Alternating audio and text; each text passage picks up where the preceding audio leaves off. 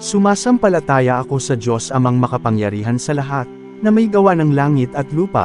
Sumasampalataya naman ako kay Hesukristo, iisang anak ng Diyos, Panginoon nating lahat, nagkatawang tao siya lalang ng Diyos Espiritu Santo, ipinanganak ni Santa Mariang Birhen, pinagpakasakit ni Poncio Pilato, ipinako sa krus, namatay at inilibing.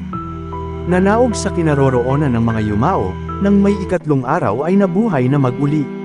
Umakyat sa langit, naluklak sa kanan ng Diyos Amang makapangyarihan sa lahat. Doon magmumulang paririto't manghuhukom sa nanggabubuhay at nangamatay na tao. Sumasampalataya ako sa Diyos Espiritu Santo, sa banal na simbahang Katolika, sa kasamahan ng mga santo, sa kapatawaran ng mga kasalanan, sa pagkabuhay na mag-uli ng nangamatay na tao, at sa buhay na walang hanggan. Amen.